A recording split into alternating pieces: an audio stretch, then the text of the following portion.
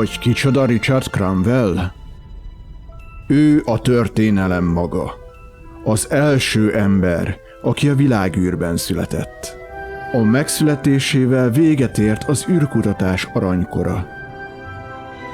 Az új érát a kolonizáció korának nevezték el. Felépült a holdkolónia, s hamarosan megtörtént a világűrben az első gyilkosság is.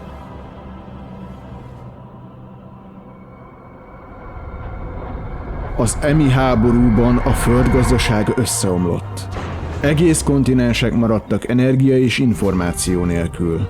A mesterséges intelligenciákat minden kontinensen betiltották. A Földszektor egyezményt pedig egy 10 éves gyermek, a legendás Richard Cromwell írta alá. Egy fiú, aki az egész emberiség törekvését fejezte ki egy új, civilizált, békés jövő felé. Hogy ki volt Richard Cromwell? Ő volt az apám. A születésem napján a nevemre íratott egy Orbital Limited részvényt, ami azóta 13 000-szer annyit ér. 2067-et írtak, amikor rábukkantunk a féregjáratra. Apámat nevezték ki kapitánynak Noé bárkájára. Az a hajó a legnagyszerűbb dolog volt, amit életemben láttam. 10 esztendős koromban indult útnak. Ekkor határoztam el, hogy űrhajós szeretnék lenni. Így kaptam egy álmot, de elvesztettem egy apát. Miután elvégeztem az akadémiát, beálltam a föderációs flottába. Mint kiderült, a lehető legrosszabb időben.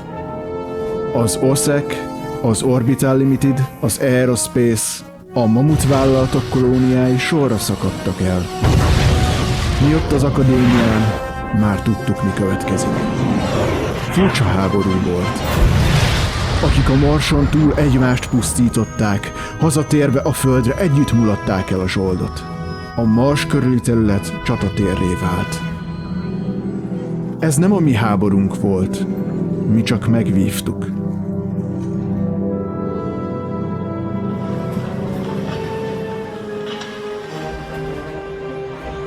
A világűr nyugodt hely.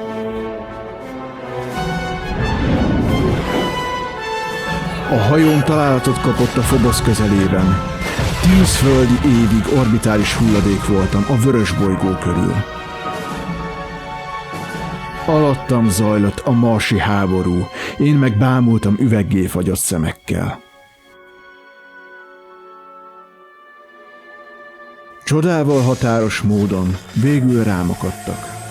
Kiolvasztottak és újraélesztettek. Háborús hős lettem egy háborúban, amit igaz elvesztettünk, de már senkit nem érdekelt, melyik oldalon harcoltam. A világ közben megváltozott. Az ISA hatalma már csak a hold pályájáig terjedt. A külső naprendszert vállalati flották és illegális emik uralták. A naprendszer kolonizálásával hiány támadt a tapasztalt űrhajósokból. A SpaceTech tett egy ajánlatot. Elfogadtam.